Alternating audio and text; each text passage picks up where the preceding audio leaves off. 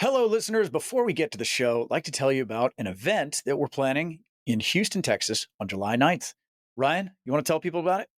Well, if you're a listener of the show, you know that me and Tate go buy real estate. Well, we are going to lift up the tent and show you all the details on how we find properties, select sites, conduct due diligence, and we're actually going to do a bus tour in Houston, Texas on Wednesday, July 9th from 12 to 4. And then after, we're going to have a happy hour at Tall Yard Brewing in Sugar Land, Texas, which is just south of Houston at 4:30.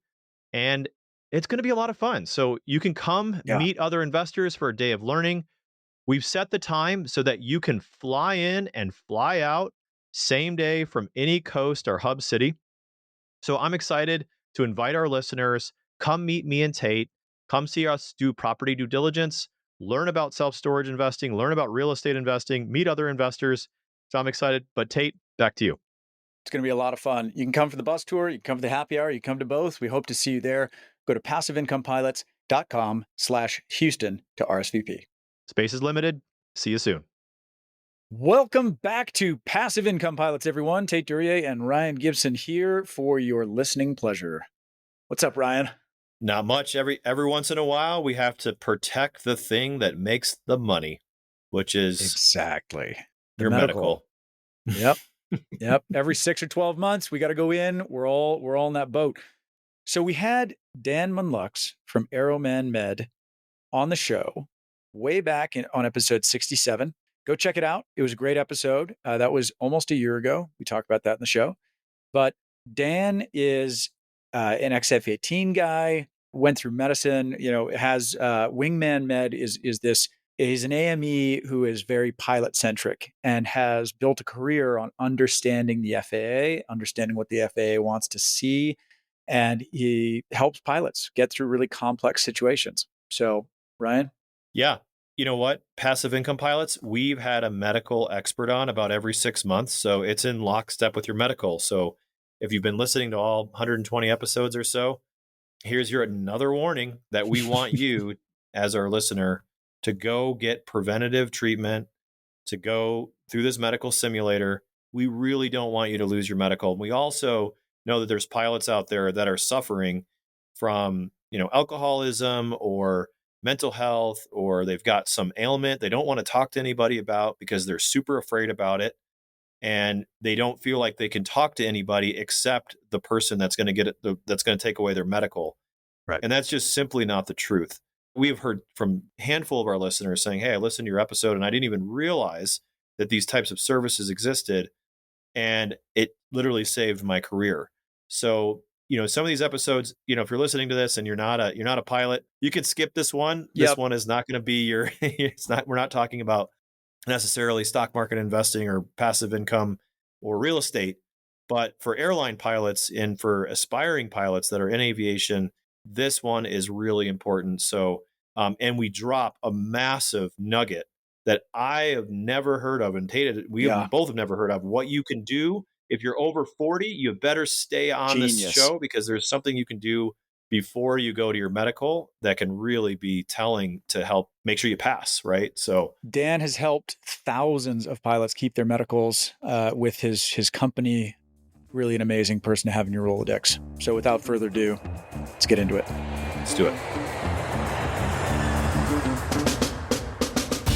Welcome to Passive Income Pilots, where pilots upgrade their money. This is the definitive source for personal finance and investment tactics for aviators. We interview world-renowned experts and share these lessons with the flying community. So if you're ready for practical knowledge and insights, let's roll. Dan, welcome back to the show. How you been? Tate, great to be here. Thanks for having me back. I've been fantastic. It's been almost a year. It was July 9th of 2024 when we had you on the first time. It was episode 67. If you haven't listened to that, go back. But for anybody that hasn't heard your background, you want to fill people in? Yeah, absolutely. So I founded Wingman Medical along with my partner, Dr. Keith Roxo. And we came to that after a fairly long career in the military. Both of us actually met while we were in flight school, learning to be F-18 pilots in the Navy, and started out our professional careers doing that for about a decade before we both transitioned into medicine. So at this point in my career, I have that initial introduction as 10 years as an F-18 pilot. I then went to medical school and I did residencies in both family medicine and aerospace medicine. I was a flight surgeon in the Navy for the bulk of my Navy medicine career. While I was in the Navy, I also got to fly airplanes while I was practicing medicine. So I got some time in citations and then flew briefly as a T-45 instructor. And at this point, I'm now retired from the Navy. That's new since our last podcast, actually. And right now, I'm working full time in San Diego as a senior HIMSS AME, and focusing most of my professional time on helping people get through the FAA medical certification process without any undue delays. We do some other stuff. I'll stop there. And what looks like you had a question. What I mean, I think it's so you have such an interesting background with so much perspective. What is like the number one thing that pilots get wrong in medicals that just trips them up? What's the hang up? I mean, that you wish you could tell everybody that like, hey, make sure you do this, Great question. And I think this is the same thing we were talking about just briefly before we went on air, and we even, kind of our foot stomper is prepare for your medical exam like it's a check ride, and that's the bottom line. I think many pilots, especially ones who have been healthy for many, many years and, maybe, start to develop some medical conditions or are getting older to a point where those things become more common. They'll show up to a medical exam with a medical examiner and find out about their medical problems there, and where you would never do that if you were going to say add on an ATP rating or get a new type rating. And so, I think just with a little bit of due diligence and actually having a relationship with a primary care doctor who can, make sure that you're healthy before you go to try to convince the FAA that you are, I think a little bit of preparation goes a long way. I have a question on that. I'd like to walk through the primary care doctor versus AME discussion, because I hear a lot of pilots saying, "Oh, I got this thing, but I don't want to go get it checked out because then the FAA is going to find out about it," right? And I've actually been in that situation. I had this cough that wouldn't go away for like 6 months, and I didn't want to go and get it checked out because I didn't want them to tell me that I had like what's it called, asthma that gets triggered by when you go for a run or something like that. And it's gone away, but I was nervous. I was in that position where I was nervous to go get it checked out because I'm like, well, what if this guy reports it to, or I have to put it on my medical? How does that work? How do you develop that relationship with that primary care doctor and still feel like you're not shooting yourself in the foot? Yeah, great question. So the first thing I'd say is, I think at the same point, people don't prepare for their medical exam. They sometimes overestimate how draconian the FAA is going to regard new medical conditions. The fact of the matter is, as long as you can demonstrate that you're under appropriate guideline directed modern medical care for whatever the condition is, chances are you can get your certificate. And that's true whether you have COPD or even if you've had some major things like, nowadays insulin dependent diabetes or heart attacks or stroke, even after major, major medical events like that, you can successfully qualify for a medical certificate as long as you can show that you're safe based on the care that you're getting. My advice to all pilots and all my patients in general is if you think you might have a problem, don't hide that because you think it might affect your medical certification. Go to your doctor, be proactive about it, and get treated.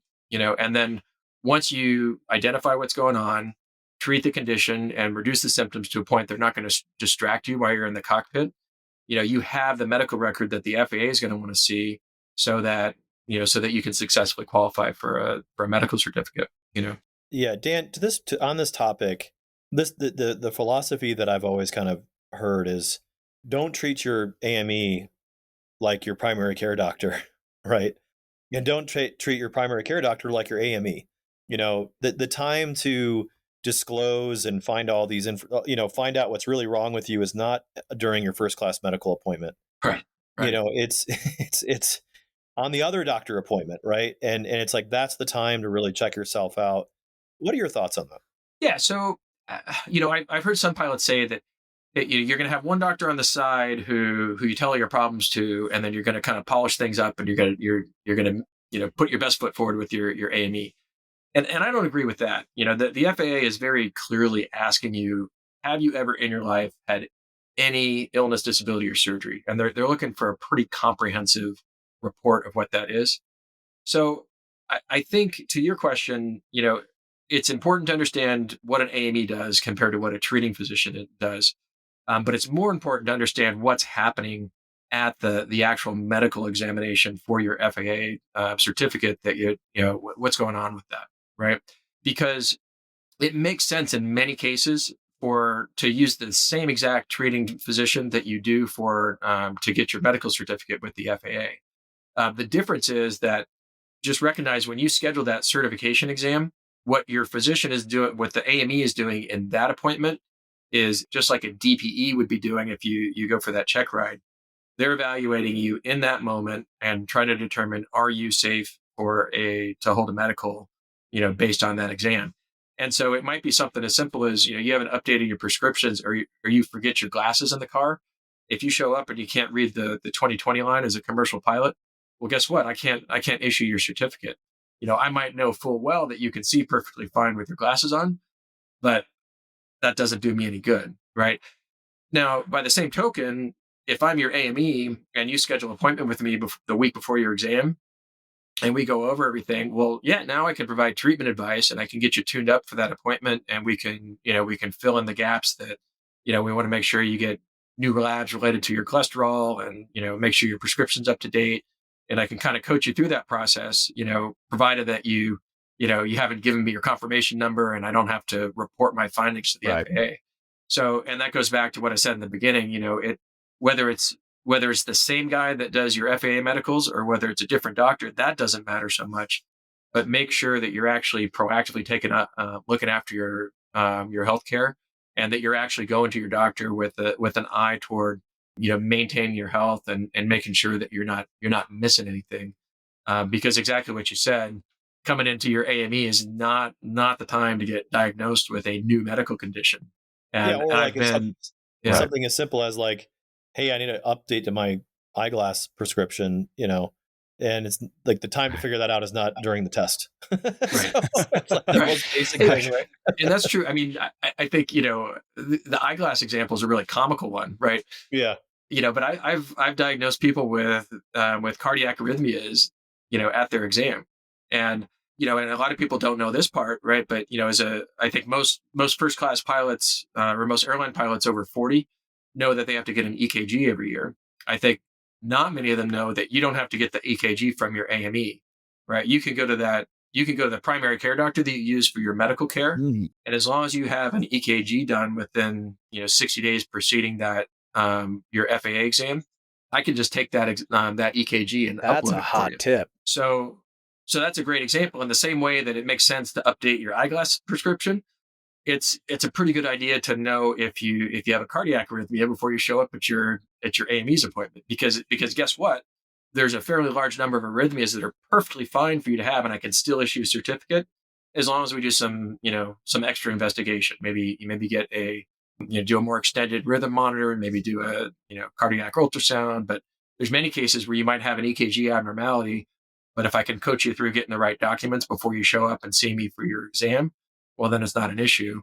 Whereas if we find out on the day of your exam, we don't have as many options. That is a massive tip. I mean, Huge. Yeah. I did not know that. And I'm over 40. So thank you. Dan, what are your thoughts on, I didn't want to get to this question this early, but what separates Wingman Med from your typical AME? And do you think that a typical AME would be able to coach you through that? If you brought them your EKG from your primary care doc from, let's say, a month ago, and you said, hey, I want to check this out with you beforehand, how capable do you think the vast majority of AMEs are versus what you do? How to answer that diplomatically? Of course. Let's just say there's a pretty wide practice variation among AMEs, and you go from on one end of the spectrum, you have guys that are maybe brand new, only doing this kind of part time. Some other people who are doing it at the latter stages of their career, and but in general, most AMEs are not really focusing on aviation medicine as a primary part of their practice. I think, just speaking about the average AME, it's typically someone who has a very busy clinical practice of their own. They might not have really done much training other than the FAA's own course in aerospace medicine. And they're seeing 20, 30 patients a day, and sure, they'll build in an FAA exam as one of those appointments. And if you're perfectly qualified, they're more than capable of guiding you through that. You've got some others that are doing aviation exams on a more full time basis. Maybe they've combined that service with with DOT exams for truck drivers, for instance. But they're just kind of trying to move people through as fast as they can, and they don't necessarily have time to really drill down in detail about it. What really sets us apart is the actual in-person medical exams that we do are a relatively small part of our professional practice. Really what we've done is focused in on on knowing everything that we possibly can about the FAA standards and what to do if you have something that isn't straight down the middle, and you're not checking no on everything in on your medical history. And so what we do with probably 2/3 of our professional time is just help people with problems figure out what they're going to need to prepare for the FAA. And it's very labor intensive, and I think where many AMEs don't do that as well as we did. It's not because they're bad doctors. It is not because they don't want to help you, but if you pay them, let's say, what's an average AME exam cost, 150, 200 bucks, Yeah. maybe more, maybe less, I don't know. But if you're paying them for 15, 20 minutes of their time to do that exam, you're paying them to answer, are you qualified? Yes or no. And if they answer that question, that ends it. Where we're figuring out the rest of it is labor intensive. And we typically, we spend hours of time reviewing documents, coaching our clients through the process, and helping to figure out how to get through that as best they can. And this is why we want to have you back on the show, because I mean, what an incredible resource for our listeners to have, that if you have something that your primary care doctor identifies, you don't know what to go do with that, called in. Yeah. Here's another thing. So you If I mentioned, may, Ryan, sorry to interrupt you, but I do want to, before my stream of consciousness abandons me, I think a really good practical tip. There are many, many good AMEs out there across the country. A lot of pilots may not know this, though. If you show up, once you provide that confirmation number that you get from MedExpress, once you give that to the AME or one of their staff, and they type it in the computer, they're obligated to submit that exam to the FAA within 2 weeks of typing that in the computer. Right. And that's a requirement, and they're audited on that, and they really don't have much flexibility there.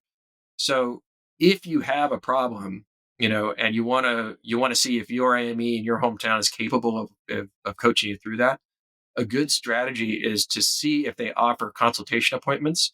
And there may be an out-of-pocket cost associated with that, but sit down with them. Don't give them that confirmation number, and don't try to start your certification exam, but just simply sit down with them and have the conversation to see if that's something that's in their area of expertise. And they'll probably tell you. We get a lot of referrals from AMEs who recommend us after a consult like that, and because they're upfront with pilots that they just don't have the time or desire to help out with those things. so I got two questions. Who would be your perfect, who's giving those consultations? What can you just kind of generically describe? Like, is it older, younger? Is it out of shape? Is it heart condition? Who typically do you get the most consultations from? Is there a certain ailment or something that's going on that's most common? So it really depends on the age group, I think. Our model, any new client that is interested in hiring us, we start them out with a free 15-minute consultation, and that just gives us a chance to kind of determine, hey, do you have a chance of getting your medical certificate or not? Because we don't like working with lost causes, and so so we hear from a lot of people, many more than actually end up paying us to help with their application. So so I would say in younger pilots, so people are coming for their first medical certificate. I think the most common thing, especially in today's generation, is, our younger pilots who had a history of, let's say, ADHD, or particularly during COVID era, may have been diagnosed with some form of anxiety or depression during during the COVID era shutdowns, and have recovered and are doing fine, but they have these lingering, historical medical diagnoses, ADHD, depression, adjustment disorder, and so forth. So I think that's a big segment of the younger population that we see. Mental health issues continue to be a relatively big issue as pilots move on in their 20s and 30s. The FAA, their certification standards are catching up to sort of the modern world that we live in. It used to be 20 years ago, mental health stuff was very, very stigmatized, and only people who had significant pathology were really seeking treatment. Well, I think it's pretty common knowledge that's not the case anymore. Many people are very functional and are just, going to seek mental health care just to kind of optimize their well-being. And the FAA's policies are moving to be able to catch those types of people. But there's a lot of people in their 20s and 30s that have those types of issues. And then as you move into closer to middle age, you start to see disease of older age, or of middle age. So diabetes is super common. That's one that crops up pretty frequently. Many issues related to cardiovascular conditions. So that can be anything from simple high blood pressure to more exotic things like arrhythmias and frank coronary heart disease. Injuries is another big category. So, particularly head injuries, and how to get that on record with the FAA is another big category of things that we see. And then I think issues related to DUIs and substance abuse are as another kind of big segment of things that we see. Wow. What the EKG thing was such a great tip, and that just sort of came out of nowhere. What other tests can you get out of the way, or what other things you can do in advance of your medical? Yeah. So I think, one of the most important things you can do as a pilot, and this is regardless of age, is, get yourself a good primary care physician. How would you go find if somebody isn't sure that they're with the right primary care doctor or they don't have one, what's the best way to go out and find a great primary care doctor? That's an hour long conversation itself. No, I think I think I think a lot of people view doctors as sort of a commodity service these days. People expect a certain level of expertise. They expect that when you show up at a clinic, that the doctors are going to know what they're doing, and they don't do a lot of due diligence. And I think they feel bad about firing their doctor and moving on to another one. So, what does a pilot need in a doctor, right? Certainly they need somebody that they can get in with and get scheduled in a reasonable amount of time. They need somebody who's going to be willing to discuss treatment options and maybe tailor what they're going to prescribe according to FAA standards, which may take a little bit more time during the appointment. And they're going to need somebody who documents care well, because even something as simple as starting a blood pressure medication, for your AME to give you a medical certificate, you're going to have to get a note from your doctor that says, doesn't have to be extensive, but they're going to have to say what the medication is. They're going to have to verify you're not experiencing any adverse effects or side effects from that medication, and they're going to have to say that you're stable. They don't expect to make any changes to to that treatment. Pretty simple requirements, but if the doctor you see is in and out of the room in 15 minutes, you don't get a chance to ask any questions. Well, that's not the right doctor for you. So I think my advice would be, there's not some secret, treasure trove of great primary care doctors for pilots somewhere. I think the best thing you can do, and this is why one of the reasons I say, hey, start early. If you're 22, 23, don't really need a doctor, start looking for them early. And the things you're looking at is, can you get in to see them? Are they going to spend some time with you? Do they answer questions? Are you comfortable with them as a professional? And if you're not, fire them and move to the next one. And then, just by trial and error, find somebody who you think is going to meet that standard. And the benefit of that is if you start early, and you're used to that routine, by the time you're 35 or 40 or 45 and, start having issues, well, now you already have a track record with somebody and you're comfortable with that working relationship. Amazing. So if somebody's in their, let's say 30s, 40s, 50s, take these 3 buckets, what are some tests that they should be doing with their primary care physicians? So I think, this basically falls along the line of, just basic guideline directed care. And, it goes back to, leading causes of death, depending on your age group. And, across the board, the easy one is cardiovascular conditions are going to be a number one killer for folks.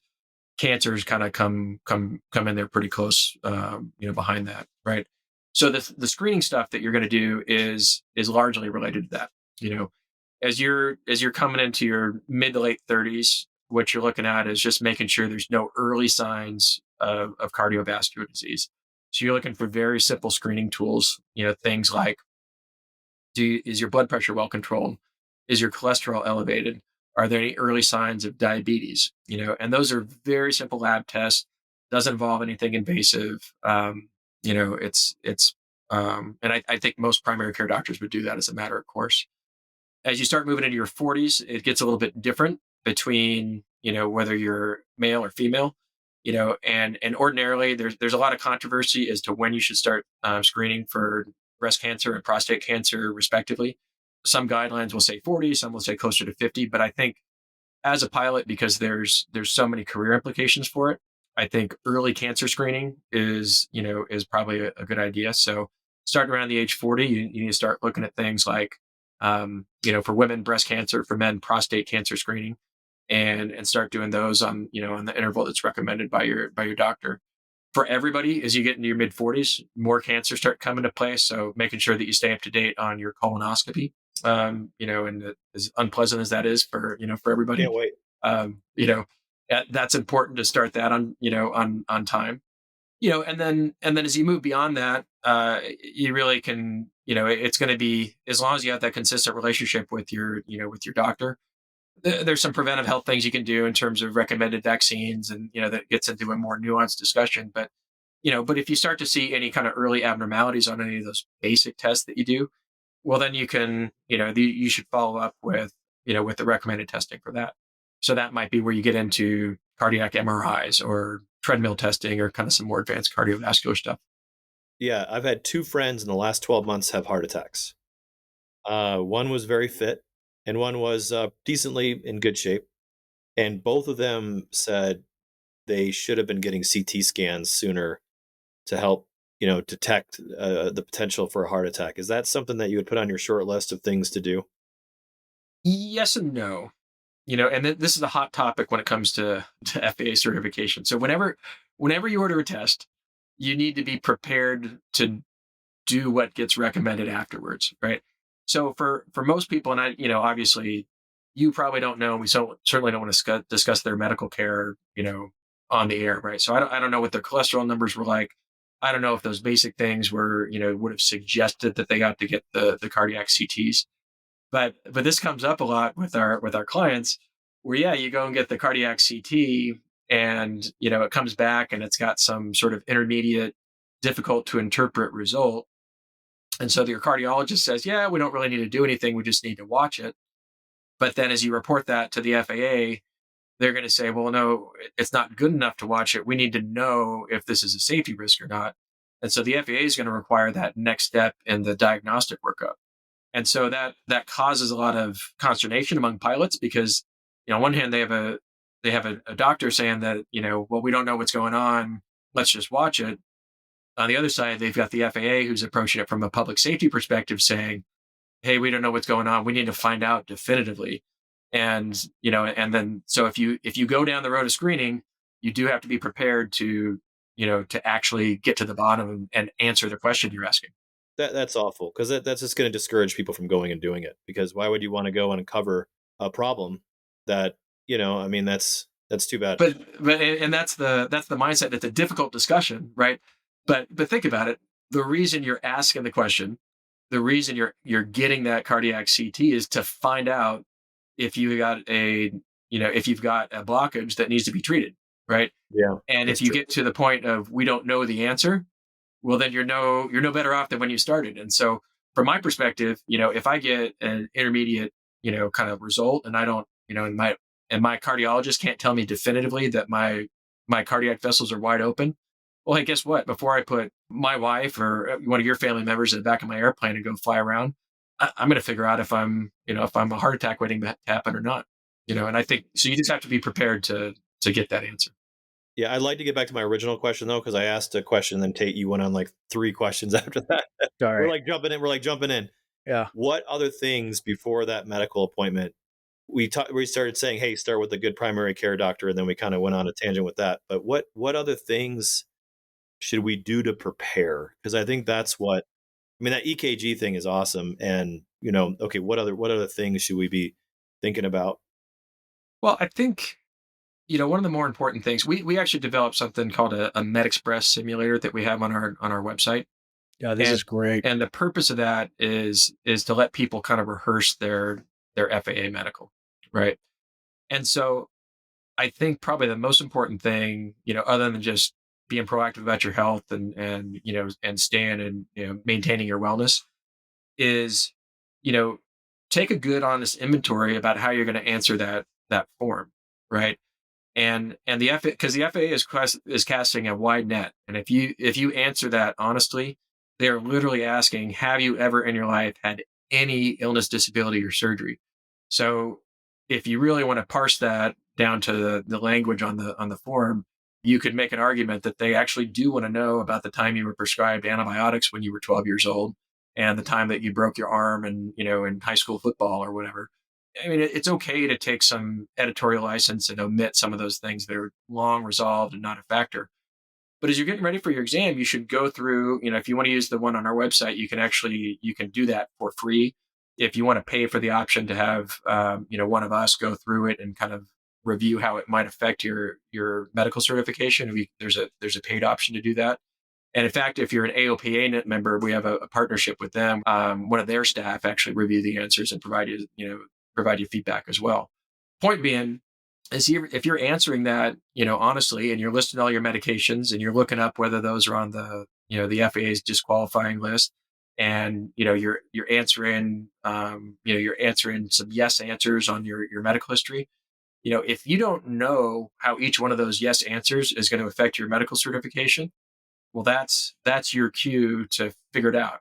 And so that means, if you want to take advantage of one of our free consults, that's an option.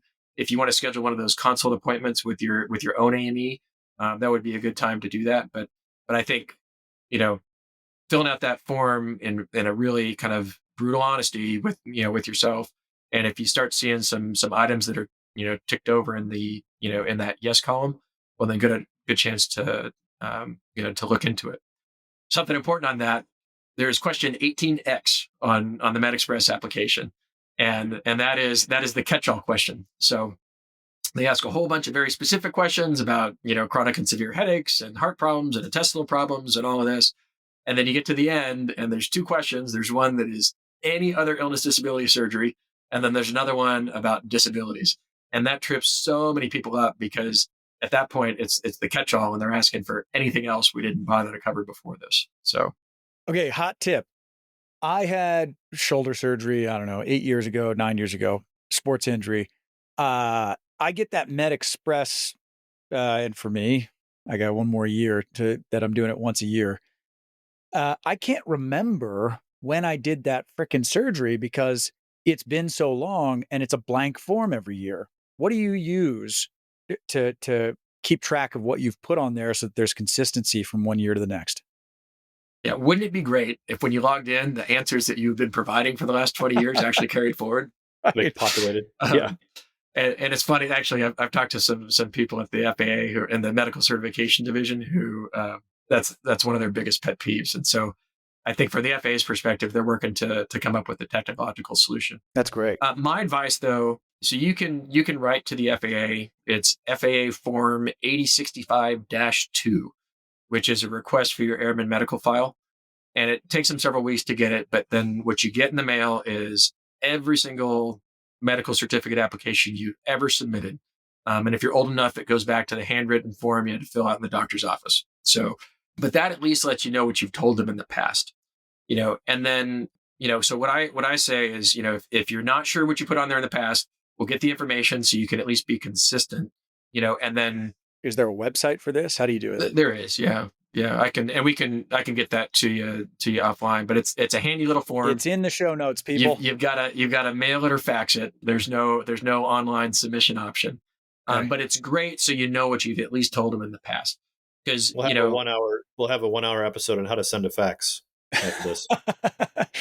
And for our Gen Z crowd, what a fax is. So what I said, get all your past medical records together, get your FAA file together, That's actually something I need to do, because I can't remember what I put on my, and will that raise a red flag if I, let's say for this year I forgot to put the surgery down, and they've seen it come in for year after year, and then all of a sudden my MedExpress form comes in, and they get this year's and they go, well, wait a second, what happened to the surgery? So probably not. But let me answer your original question first. So, once you have all that information, what I generally recommend is, and I had to do the same thing, get all that information and just consolidate it onto one expertly crafted, comprehensive MedExpress application, right? And then when you submit your MedExpress application, you get a chance where you can download that as a PDF and then just save that in a good place, electronically, ideally, because then That's when you great. go back in 6 months and a year, you're not having to remember 3 years worth of medical history. You only have to fill in the intervening 6 months or 12 months or whatever it is. And so for my application now, every time I fill out MedExpress, I go in, I start my application, and then I literally pull up the PDF document in another window, and I look down the column, I don't even read the form anymore. I check yes to the same boxes. I cut and paste my answers from the year before. I make sure I add any new stuff, and then I submit it. I download that new document, and then I use that one when I go in for the next exam. That's great. So that's what I do for my, to maintain my own, my own medical. And I think that works pretty well for most people once they get in the routine. Now, to the second part of your question, what happens if you've been reporting something one way and then, you change it and you omit something or don't have it on the, on the next one? Honestly, as much as people like to hate the FAA, what they're really looking for is a good faith effort to disclose this stuff. And I think that's one of the reasons they ask about medications, and they ask about medical history, and they ask about 3-year visits, because it's very common that I see people list a medication and then not list the condition that they're treating with it, or they list a doctor's visit and clearly say what the condition was for, but then forget to list that in the medical history question. And so you're not going to get referred to legal enforcement because you talked about a medication, you didn't check yes to an item in 18X. You should try to make it internally consistent, but as long as you're making a good faith effort and what you omit isn't material to the certification decision. So if you leave out the heart attack, big deal, right? If you leave out the surgery you had 5 years ago and told about for the last 4 years, not that big a deal. Okay. Great to know. I want to get to some stats that kind of help people kind of understand the biggest things. I mean, that disqualify you from your medical. I mean, do you know some statistics around like what is the number one thing that disqualifies pilots from their medical? Is there like one thing that is the number one thing that just axes people? I think like permanently disqualifies people, or just permanent disqualifiers.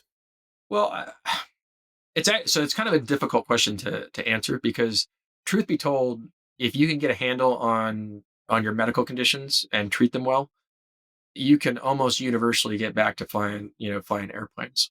And that's, and I can think of a couple clients who have had, like, in the same person, who have experienced major cardiovascular complications to the point of stroke, had sleep apnea, and a mental health condition thrown into the mix, and didn't happen right away, but they kind of got back to got everything under control and were able to successfully qualify for a medical certificate.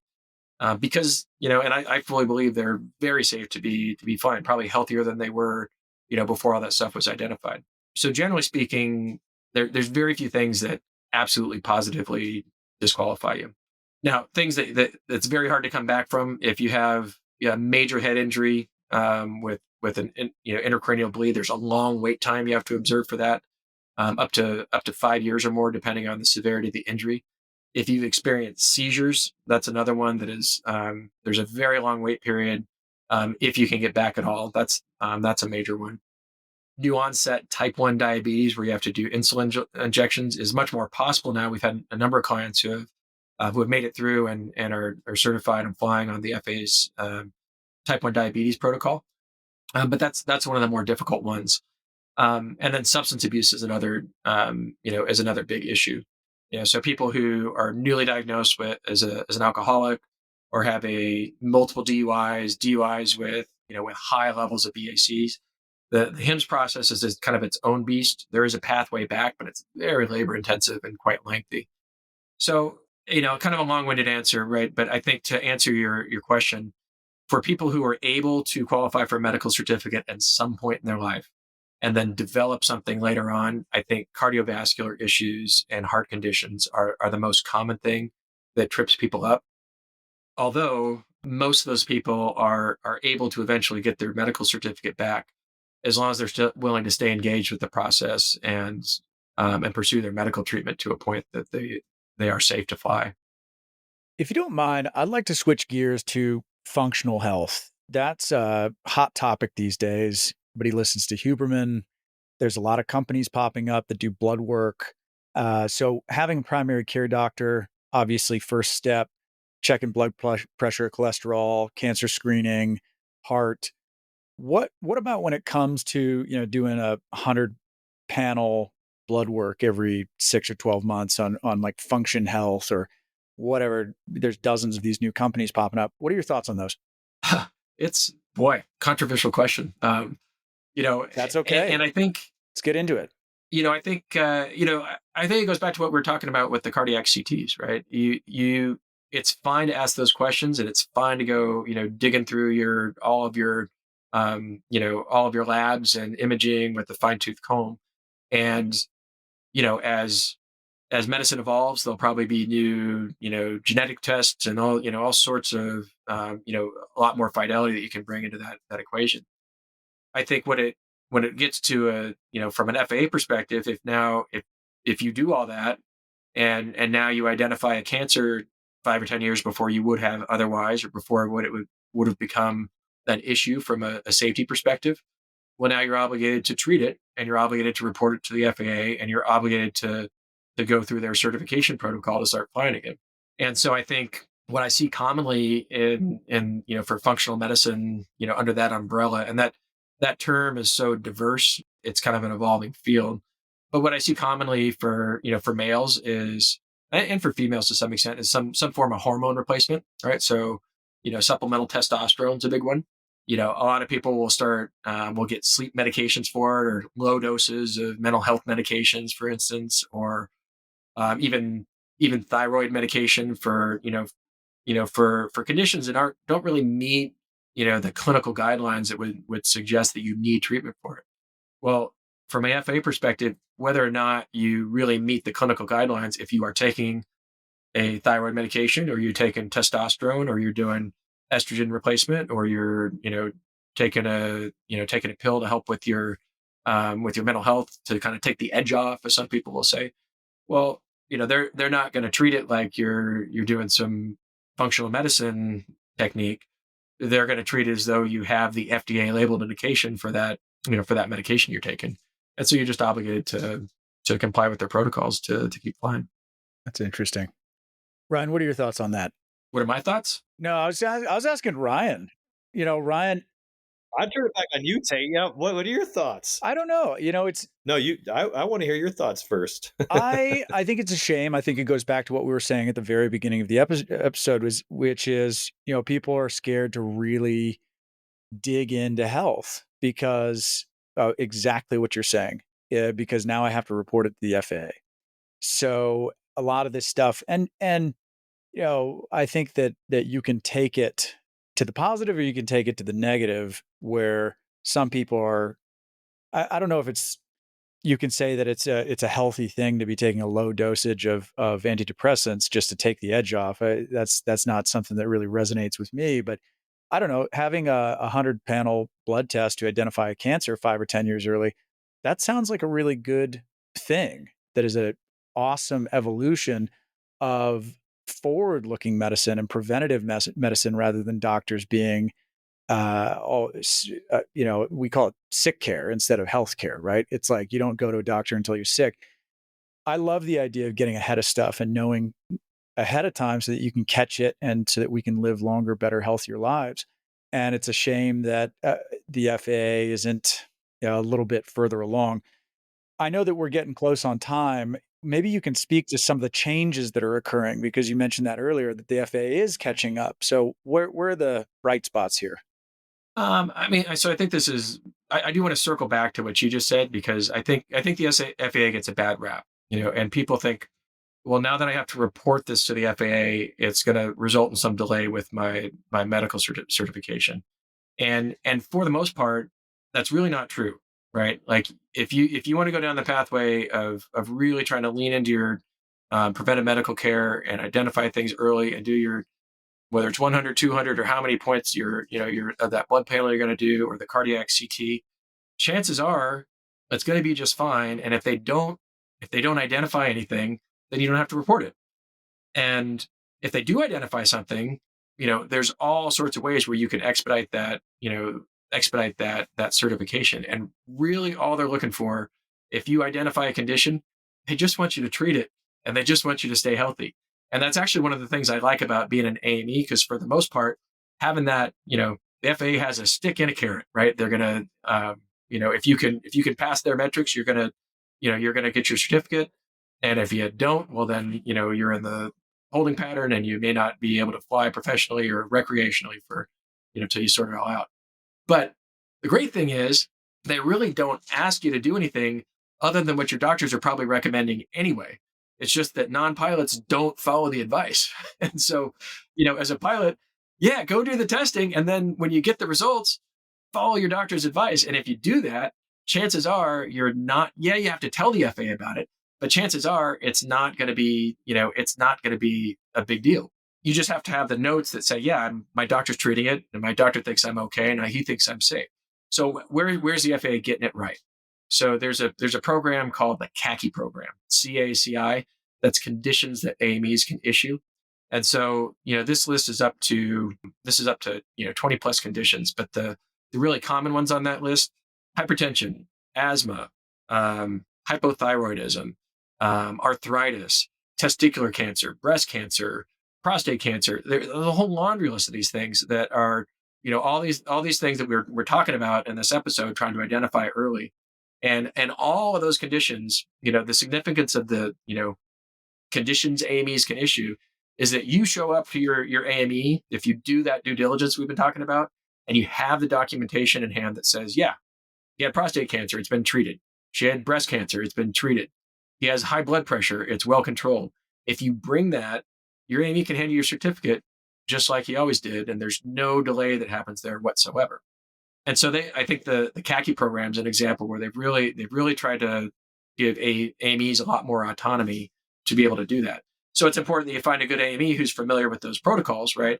Not all AMEs are going to do that, but the FAA has given them the autonomy to do that, and they're expanding it into the mental health stuff as well. If somebody's switching AMEs, looking for a new AME, they call. What are some questions they can ask that physician or that office to find out whether they're up to speed on these new regs?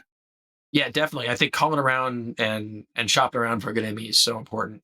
So I think questions you want to ask, right? Do you offer consult appointments? I think that's probably the biggest one. An AME who's willing to sit down with you separately from your certification exam and walk you through what the process is like, so important. So I think that's probably the biggest single question you can ask. And Beyond that, what's that?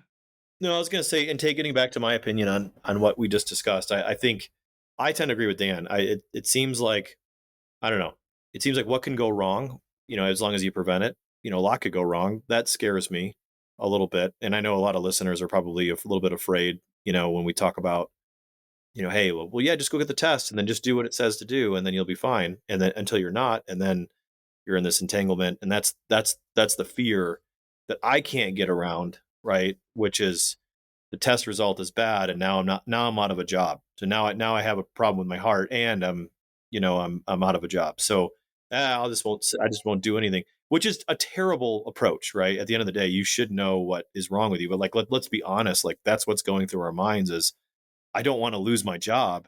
So I don't want to find out.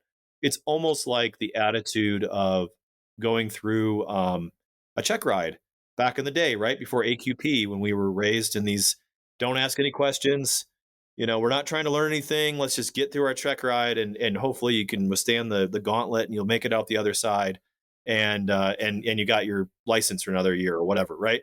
That's that's kind of the mindset of that's kind of how I feel when I go in for my medical. I'm like, don't say anything, don't talk to anybody, just keep your head down, fill it out, be honest about it, and just get your things stamped and run to the parking lot and drive out of there as fast as you can. And I think I have a balanced perspective of some realities of getting older and seeing friends go through issues and then them say, please God, go get a CT scan, go do preventative things, so that you're not surprised by these things that were preventable. To Dan's point, which is like, hey, you've got this issue, go treat it, and then you won't have this bad thing happen. And I would probably say I'm a little bit more in the camp of I just kind of want to know and go treat it than find out the hard way. And I think we owe it to our passengers and we owe it to ourselves to treat ourselves, to get that. And I think that's the intention. And I'm excited, with the perspective of, okay, some AMEs are more on board with and can use their discretions and flex their muscles a little bit on your behalf. Like, hey, he had that thing, but it was treated, it's gone. Like, we're not talking about it, and push back on the FAA. And I'm glad to hear the FAA is kind of thawing out their older policies on it. So I think that's why I love this, the question you asked, Tate, which is like, how do you find these people? How do you make sure that you're in an AME that's going to fight for you? And I feel like all of my AMEs always have been like that. They've always been kind of like, oh no, you're fine. That was dealt with. You don't need to, we're not talking, it's like, we don't need to get into that. They kind of fight for you almost like a PIC would as a commander of their ship, right? Like, no, I'm the captain. This is what we're going to do. I know my rights and I know my authority and I'm going to do it. Right. Like, that's kind of the eye of the tiger that you want in your AME. And it protects you on both sides. It protects you from some frivolous thing hanging up your medical exam. It also gives you the freedom and flexibility to go get this test, this preventative test that you may be seeking. So now you feel really good. So I think, Tate, your question's the $1 million question, get a good AME. And so, so on that that note, I wanted to hear the rest of the things to ask that AME, right? So do you do consultations? Do you do consultations? And then, if you're healthy, right, it doesn't matter. You go see any AME.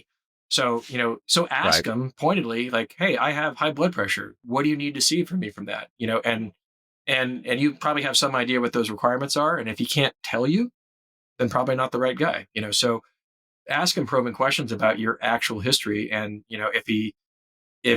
if he inspires you with confidence because you can answer those questions correctly, then that's great. What about khaki? Would it be demeaning to ask? Are you aware of the khaki stuff? I wouldn't. I mean, that's maybe. I don't know. I'm perfectly happy if somebody asked me that question. I don't take any offense to it. Maybe somebody else might feel that was demeaning. Do you feel like if I was AMEs for style points, I would probably ask about specific questions. So, okay, asthma is a khaki condition. Hey, I have asthma. What do I need to bring to the appointment in order for you to issue my certificate? And if he says that I can't issue your certificate, well, then clearly doesn't know about the khaki program, and you can move on. Excellent. But I think this is one of the things that kind of sets us at Wingman Med apart, is where we're not so focused on the exam, right? So I do exams. If you want to come, if you're in San Diego and you want to come see me for class 1, 2, or 3 medical certificate or your HIMSS application, then great. We can work together face to face. But, we also, we offer free consultations. So people can call us and ask, hey, what, they can bounce that off of us. So you can come to us with your laundry list of conditions that you want to vet against an AME.